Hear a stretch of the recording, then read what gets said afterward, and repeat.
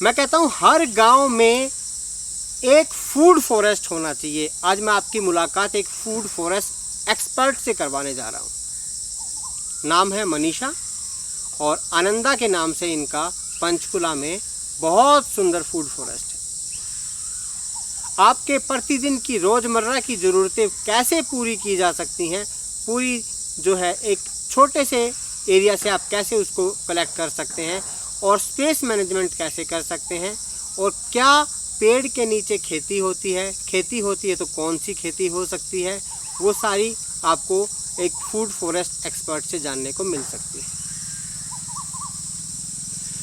तो आज हम इन्हीं से चर्चा करेंगे और इसके विषय में और आने वाले भविष्य में इसमें अपार संभावनाएं हैं या नहीं है, धरातल पे कितना ये प्रोजेक्ट फलीभूत होता है, कितना फ़ायदे का सौदा है, उसके बारे में मनीषा जी ही बताएंगी और भविष्य की संभावना के बारे में बताएंगी। मनीषा जी नमस्कार। नमस्कार जी। आपका बहुत बहुत स्वागत है चलते चलते चैनल पर। और आपका जो काम किया है, अपने ज़मीन से जुड़ के जो काम किया है, प्रकृति के साथ रहते हुए काम किया है, और सबसे बड़ी बात तो मैं तो कहूँगा जिस तरीके से एक सैनिक धरती की जो अपने देश की राष्ट्र की सुरक्षा करता सीमा पे, आपने इस धरती के अंदर रहते हुए इस धरती की सेवा की है, इस धरती को आपने स्वस्थ बनाया है, हेल्दी बनाया है, तो आप भी एक राष्ट्र भक्त से कम नहीं है। मैं आपको प्रणाम करता हूँ। तो आपकी जर्नी क्या रही, आप किसानी खेती या करने से पहले आपकी क्या दूसरी लाइन में थे, या बचपन से ही खेती माता पिता से सीखी है, क्या रहा है, पहले थोड़ा उसके बारे में बताइए, फिर आपने फूड फॉरेस्ट के बारे में बताइएगा। ठीक है जी। तो मेरा कोई खेती का बैकग्राउंड नहीं है जी। मेरे पिताजी तो इंडियन एयरफोर्स में अफसर थे जी। और हम शहर में रहे हैं पूरी ज़िंदगी। और जो मैंने पढ़ाई की है कुछ चंडीगढ़ में की, फिर जाके थोड़ा दिल्ली में, और फिर फाइनली मैंने IIM बैंगलोर में अपना MBA किया। और पिछले 23-24 साल से मैं बड़ी बड़ी कंपनियों में ही काम करती थी, जैसे यूनिलीवर, हिंदुस्तान लीवर हो गया, कोलगेट पामोलिव, एक्सिस बैंक, और हाल ही में मैं ऊबर में काम करती थी। तो मैं तो पिछले 23-24 साल से कॉर्पोरेट में नौकरी कर रही हूँ। और 10 साल पहले करीबन मुझे इस बात से ज़्यादा चिंता होने लगी कि हम हमारे परिवार के लिए, हमारे बच्चों के लिए कुछ भी अच्छा स्वस्थ खाना आजकल मार्केट में नहीं मिलता। सारा खाना जो है उसमें केमिकल डाले होते हैं। हम क्या खा रहे हैं हमें यही नहीं पता, और फिर हम बोलते हैं यार हमें ये बीमारी होगी, वो बीमारी होगी।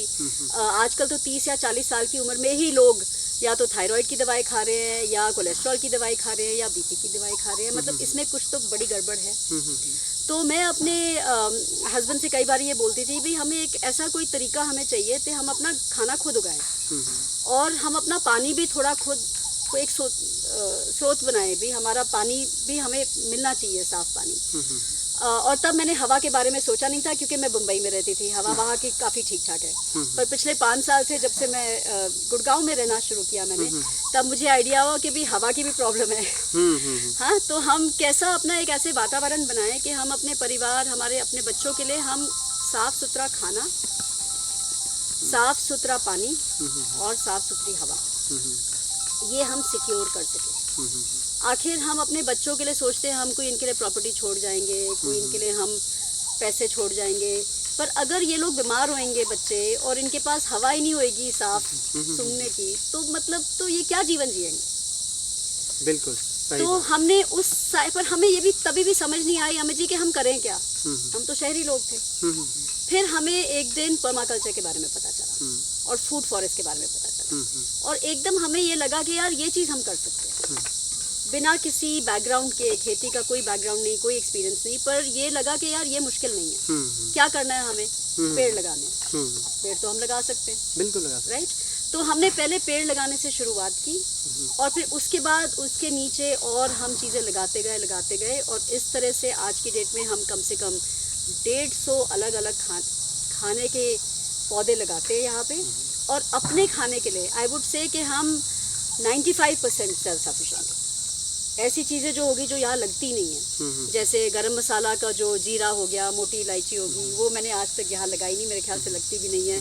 नमक तो खैर हमें खरीदना ही पड़ता है, पर इन 2 चीज़ों के अलावा मैं एक पूरा अच्छा आपको खाना खिला सकती हूँ जिसमें हर इंग्रेडिएंट तेल से लेके मसालों से लेके सब्जी दाल रोटी सब हमने अपने आप उगाया। हमारे शरीर को जितने भी पोषक तत्वों की जरूरत होती है वो तो हमारे खेत से हमें मिल जाते हैं। बिल्कुल। आपका कहने का ये मतलब है। बिल्कुल। बहुत बढ़िया। तो क्या ये जो आपने मॉडल तैयार किया है इसका फ्यूचर में क्या स्कोप है, और क्या ये धरातल पे वाकई में सस्टेनेबल है क्या, या सिर्फ एक एजुकेटेड आदमी एक मॉडल तैयार करके आप अपना, जैसे आप हो, आप फुल्ली कैपेबल हो, आप को पैसे की इतनी वो नहीं है कि आपको मार्केट में बेचना ही है, तो आप अपने शौक के लिए कर रहे हो, या फिर कोई गरीब व्यक्ति भी इसको करके अपना गुजारा अच्छे से कर सकता है जो आज वो खेती कर रहा है उसके और इन दोनों की कंपैरिजन करके आप बताइए। तो पहले तो मैं एक चीज़ पे ऑब्जेक्शन लूँगी, जब मुझे लोग पूछते हैं क्या मैं शौक के लिए करती हूँ। ठीक है, हमारी जो पृथ्वी है, जो हमारी धरती माँ है, ये बहुत बीमार है। ठीक है, अगर मेरी माँ बीमार होती और मैं उसकी देखभाल कर रही होती, क्या आप मेरे से ये पूछते कि मैं शौक के लिए कर रही हूँ? नहीं, वो तो हमारा दायित्व है। ये भी हमारा दायित्व है। बिल्कुल, बहुत सुंदर। ये भी हमारा दायित्व है। और ये कौन करेगा? ये मैं किसी गरीब किसान से नहीं बोल सकती करने को। वो उसके पास और बहुत परेशानियां हैं।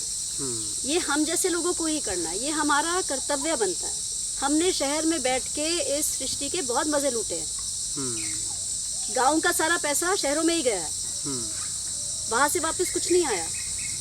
अब ये हमारा दायित्व बनता है कि जो हम जैसे लोग हैं, जो हम इतना हमारे पास रिसोर्सेज हैं, हमें मिले हैं, हमें कैसे मिले हैं? किसी के लेके आए हैं ना हमारे पास, किसी दूसरे से कलेक्ट होके आया। बिल्कुल, क्योंकि पूरे संसार में जितना it's a zero sum game, उतने ही रिसोर्सेज हैं इस प्लेनेट पे। अगर मेरे पास बहुत ज्यादा है तो किसी और के पास कम है, तभी मेरे पास ज्यादा है। और ये हमारा दायित्व बनता है कि हम इनको फिर से थोड़ा सा वापस मैनेज करें, रीएलोकेट करें। तो मैं क्या कर रही हूँ, मैं एक शहरी होने के नाते मैं थोड़े से रिसोर्सेज वापस गांव की जमीन पे, जो बिल्कुल ही रैवेज्ड है, उस पे मैं रिसोर्सेज वापस रीएलोकेट कर रही हूँ। ये शौक नहीं है, ये एक बहुत बड़ी मैं अपनी जिम्मेदारी निभा रही हूँ। अच्छा मनीषा जी, एक और बात बताइए। ये तो बात ठीक है, आप जिम्मेदारी निभा रहे हो, बहुत सुंदर बात है। ये तो आपके जो सोच है वो सुंदर सोच को दर्शाते हैं ये शब्द आपके। मैं एक और बात पूछना चाहूँगा कि एक जो किसान 1 एकड़ रखता है और गांव में वो जो एक बार बाजरा कर लेता है, फिर वो गेहूं कर लेता है, या फिर एक बार बीच में धान कर लेता है, फिर गेहूं कर लेता है, उसमें और इसमें क्या डिफरेंस आएगा? किस चीज़ में वो ज़्यादा फायदेमंद रहेगा? थोड़ा सा उसके बारे में आप प्रकाश डालिए। ठीक है, क्योंकि ये जो पॉइंट है गेहूं और धान, गेहूं और धान, हाँ। और जो एक आपका मॉडल है, हाँ। इनमें काफ़ी फर्क है, लेकिन उसमें साथ में आप पैसे को भी लेके आइए, क्योंकि आम व्यक्ति पैसे को लेके ही सोचता है। नहीं, मैं भी आम व्यक्ति हूँ, और मुझे भी, मेरे पास भी ऐसा कोई पैसों का पेड़ नहीं है। पेड़ बहुत है यहाँ, पैसे वाले कोई नहीं है। हाँ, तो मुझे भी पैसे लगाने में मैं भी सोचती हूँ इसमें। तो इसको इलाबोरेट करने से पहले मैं आपको एक चीज़ समझाना चाहूँगी। ठीक है, आज की डेट में प्रॉब्लम क्या है? प्रॉब्लम ये है कि हमारी खेती में बहुत ज़्यादा इनपुट है। हमें धान और जीरी लगाने में, धान और गेहूं लगाने में भी काफ़ी ज़्यादा पैसा लगाना पड़ता है। पहले हमें बीज खरीदना है, फिर हमें बहाई करवानी है, फिर हमने उसमें यूरिया DAP गिरना है, फिर उसके बाद हमने 2-4 स्प्रे करने हैं। ठीक है, उसके बाद हमने गुडाई करानी है, हाँ, फाइनली कटाई करानी है, फिर हम किसी को बेचेंगे, और बेचने पे हमें क्या मिलेगा? 1900 रुपये क्विंटल। ठीक है, तो आज की डेट में क्या हो रहा है कि हमारे इनपुट कॉस्ट बहुत है, पर जो अगर आप वाकई अच्छा किसान बनना चाहते हैं, आपकी जो ध्यान है वो आपके खर्चों पे होना चाहिए, आपकी कमाई पे नहीं होना चाहिए। ठीक है, अब मैं आपको समझाती हूँ मैं ये क्यों बता रही हूँ। क्योंकि आप खर्चे डाल के ना आप देखते हैं कि भी इसमें यील्ड क्या मिली मुझे। अरे मेरे को ना 10 क्विंटल मिल गए 1 एकड़ में, या 20 क्विंटल मिल गए। जब आपकी ज़्यादा आपकी फसल होती है तो दाम गिर जाते हैं, गिरते हैं कि नहीं? गिरते। तो आपने इतने खर्चे करके ज्यादा आपने फसल निकाली, मार्केट में गए, दाम गिर गए, आपको क्या मिला? वहीं आ गया। It is so ironical Amit, आप अखबार में पढ़ेंगे प्याज, टमाटर, अभी खरबूजे और वाटर में ये तरबूज लेके भी आज हाल ही में खबर थी पेपर में कि भी जिस किसान ने इतने ज़्यादा तरबूज लगाए वो लॉकडाउन के चक्कर में बेच नहीं पाया, ठीक है, और उसने पता नहीं कितने खर्चे किए होंगे उसने। तो आप अपने खर्चों पे ध्यान रखिए। ये जो मॉडल है ना, इसमें खर्चे कम है। क्यों खर्चे कम है? हम लोग ये लगाते नहीं है ज़्यादा, धान और चावल वगैरह लगाते नहीं है, ठीक है। हमारे पेड़ ज़्यादा हैं, पेड़ों का ज़्यादा कोई हमारा खर्चा ही नहीं है, खर्चा नहीं होता, ना इनकी गुड़ाई करनी है, ना इनका कुछ करना है। आम इनमें से निकलते हैं तो हमारे पास तो गेट पे लोग खड़े होते हैं लेने के लिए। इस टाइप का आम आपको खाने को कहाँ मिलेगा? जो पेड़ के ऊपर पका हुआ हो, पेड़ पे ही पक्के जो है, पेड़ पे ही जो पक्के हैं, वो तो मिलते नहीं है आजकल। अब तो सारे दवाई वाले मिलते हैं, बहुत रेयर मिलता है, बहुत रेयर मिलता है, ठीक है ना। और हमने इसमें खाद क्या डाली? सिर्फ गोबर खाद। गुड़ाई हम ज़्यादा करते नहीं है। क्यों नहीं करते? क्योंकि हम अपने खेतों को ढक के रखते हैं आच्छादान से। आच्छादान कहाँ से आता है? पेड़ों की ट्रिमिंग से, ठीक है। तो पानी हमें ज़्यादा देना नहीं पड़ता। क्यों? क्योंकि हमने पेड़ इतने लगाए हैं कि वो जो बारिश का पानी होता है वो हमारी ज़मीन में समेट जाता है। तो हमारे खर्चे कम हैं। और बीज, हम अपना बीज हर साल बचाते हैं, हर साल अपना वो ही बीज अगले साल